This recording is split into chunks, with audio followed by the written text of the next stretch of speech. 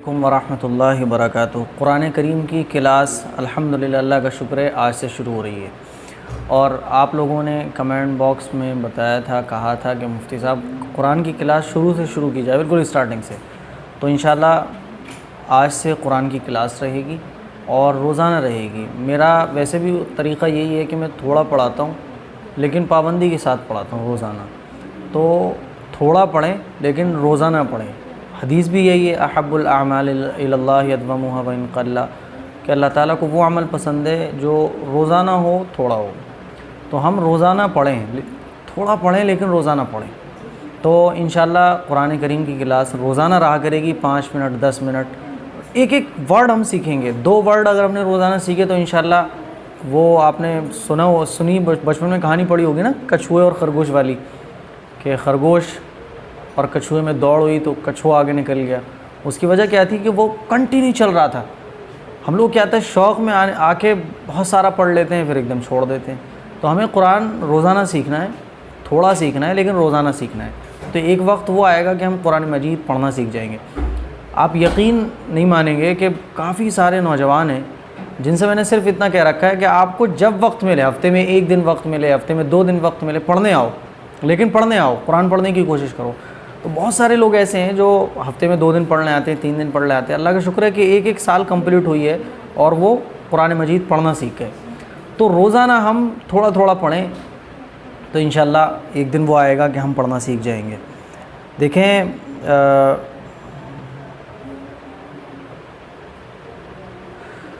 Screen پر آپ دیکھیں، یہ کہلاتے ہیں جیسے انگلش میں لیٹرز ہوتے ہیں ABCD، ہندی میں ہوتے ہیں چھوٹا بڑا، اسی طرح سے میتھ میں ہوتے ہیں 1 2 3 4، ایسے ہی قرآن میں یہ الفابیٹس ہیں، سارے لیٹرز ہیں۔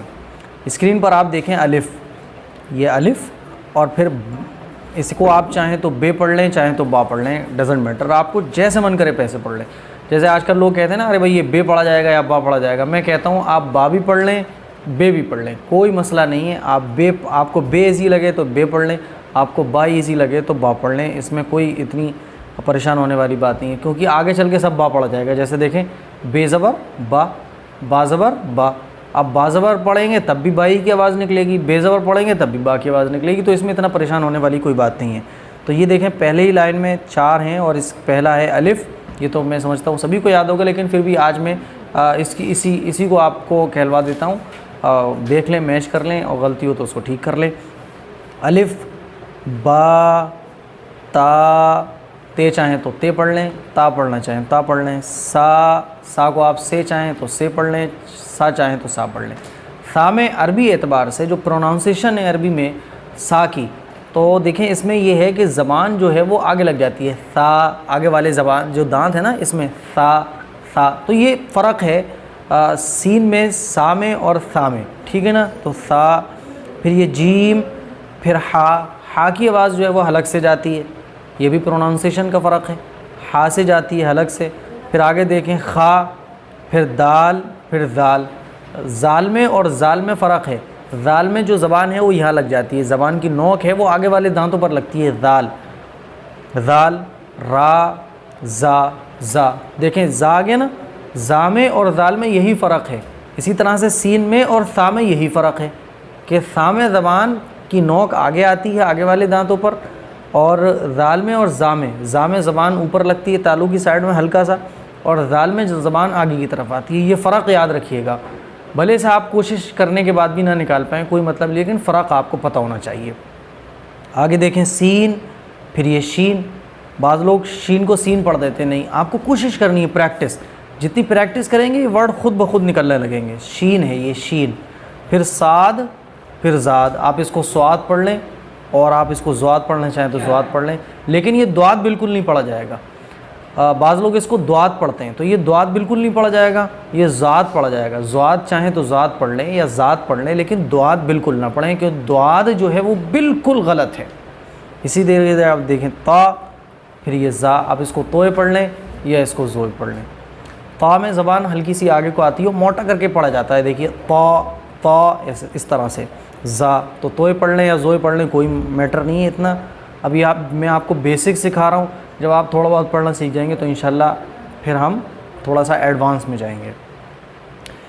بعض لوگ بہت سارے حفاظ ہیں، مولانا لوگ ہیں، وہ کمنٹ کرنا شروع کر دیتے ہیں مفتی صاحب آپ کیسے پڑھا رہے ہیں۔ بھائی یہ میں بیسک پڑھا رہا ہوں اور میرا طریقہ ذرا الگ ہے، ہٹ کے طریقہ ہے میرا قرآن پڑھانے کا۔ میں جو بڑے لوگوں کو پڑھاتا ہوں تو ذرا الگ طرح سے پڑھاتا ہوں، پہلے بیسک سب سے، پھر اس کے بعد دھیرے دھیرے ایڈوانس میں لے کر جاتا ہوں۔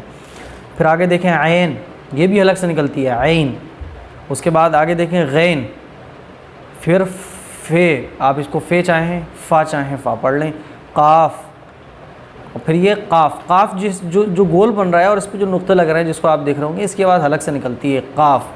آگے دیکھیں کاف، پھر لام، میم، نون، واو، ہا، ہے چاہیں تو ہے پڑھ لیں ہا پڑھ لیں، حمزہ، یا اور یا، دونوں یا پڑھ جائیں گے۔ آپ گول والی یا کو چھوٹی یا کہتے ہیں، پھر اس والی کو بڑی یا کہتے ہیں، تو عربی میں اس کا کوئی میٹر نہیں ہے، یا اور یا بس، ٹھیک ہے نا۔ تو اس کو بار بار سنیں آپ روک کے، پھر انشاءاللہ آگے دیکھیں، آگے بھی بہت آسان ہے۔ پہلا ورڈ ہے تا اور طا، ثا، سین، شین، صاد، ہا، خا، قاف، ذال، زا، زاد، زوئے، الف، عین، نون، با، فا، غین، یا، تا، میم، لام، دال۔ میں اس کو جلدی اس لیے پڑھا رہا ہوں کیونکہ یہ تقریباً سبھی کو آتے ہوں گے، اور نہیں آتے ہوں گے تو ویڈیو آپ روک کر اسٹاپ کر کے اس چیز کو دیکھ سکتے ہیں۔ تو آج کے لیے بس اتنا ہی۔ جن بھائیوں کے پاس نورانی قاعدہ نہیں ہے، میں یہ نورانی قاعدے سے پڑھا رہا ہوں۔ جن بھائیوں اور بہنوں کے پاس نورانی قاعدہ نہیں ہے تو مارکیٹ سے کتابوں والے کی دکان سے، جہاں دینی کتابیں ملتی ہیں، وہاں نورانی قاعدہ وہاں سے آپ منگا لیں، یا پھر آپ نورانی قاعدے کا ایپ انسٹال کر لیں پلے اسٹور سے۔ پھر جو دو موبائل تو گھر میں ہوتے ہی ہیں، ایک موبائل سے آپ دیکھ کے اور ایک موبائل سے کلپ دیکھ کر پڑھ سکتے ہیں۔ بیٹر یہ ہے کہ آپ نورانی قاعدے کا منگا لیں، 8-10 روپے کا نورانی قاعدہ آتا ہے، وہ منگا لیں اور اس میں پڑھنے کی کوشش کریں، تو اس کی خوب پریکٹس کریں۔